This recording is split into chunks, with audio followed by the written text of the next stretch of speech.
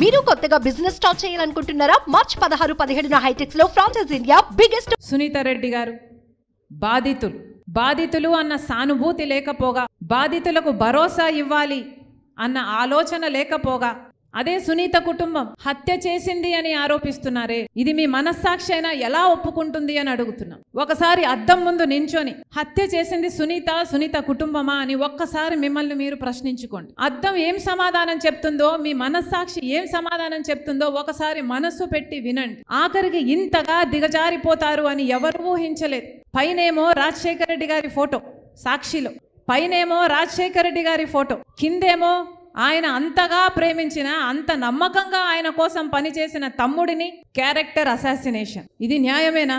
మీకోసం పనిచేసినప్పుడు కనిపించలేదా వివేకానంద రెడ్డి గారి క్యారెక్టర్? పోయేంత రాత్రి వరకు కూడా వైసీపీ కోసమే క్యాంపెయిన్ చేశాడు కదా. వైసీపీ నిలబెట్టిన అభ్యర్థులను ఆయన అంగీకరించకపోయినా జగన్మోహన్ రెడ్డి గారి నాయకత్వాన్ని గౌరవించి అదే వైసీపీ కోసమే క్యాంపెయిన్ చేసిన వ్యక్తి. ఆ రోజు మీకు కనిపించలేదు వివేకానంద రెడ్డి క్యారెక్టర్. కానీ ఈ రోజు పైనేమో రాజశేఖర రెడ్డి గారి బొమ్మ, కిందేమో వివేకానంద రెడ్డి క్యారెక్టర్ అసాసినే. భావ్యమేనా? మనుషులేనా? అంతటితో ఆగారా? సోషల్ మీడియాలో ఎన్ని రకాలుగా బెదిరించారు, బూతులు తిట్టారు, తోడబుట్టిన చెల్లెళ్ళు అని చూడకుండా అవమానించారు. అన్నిటినీ తట్టుకుంది సునీత.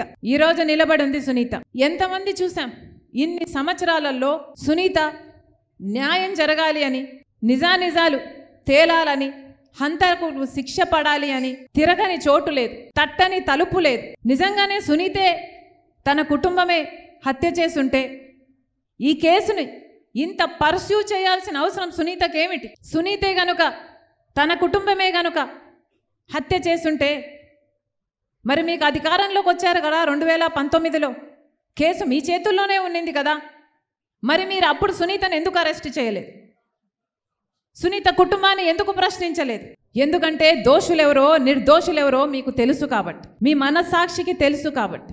గూగుల్ మ్యాప్స్ అయితేనేమి, కాల్ రికార్డ్స్ అయితేనేమి, వాంగ్మూలాలు అయితేనేమి, ఇవన్నీ హత్య చేసిన వాళ్ళు వీళ్ళు అని వేలెత్తి చూపుతున్నా ఈ రోజు వరకు కూడా హత్య చేసిన వాళ్లకు, హత్య చేయించిన వాళ్ళకు శిక్ష పడలేదు, కేసుకు కొలికి రాలేదు, కేసు అసలు ముందడుగు వేయలేదు.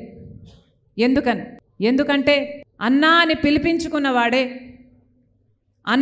పిలిపించుకున్నవాడే ఈరోజు హంతకులకు రక్షణ కల్పిస్తున్నాడు. కాబట్టి ఈ రోజు వరకు కూడా చిన్నాన విషయంలో న్యాయం జరగలేదు. సుమన్ టీవీలో మీ పర్సనల్ అండ్ బిజినెస్ ప్రమోషన్స్ కోసం కింది నెంబర్కి కాంటాక్ట్ చేయండి.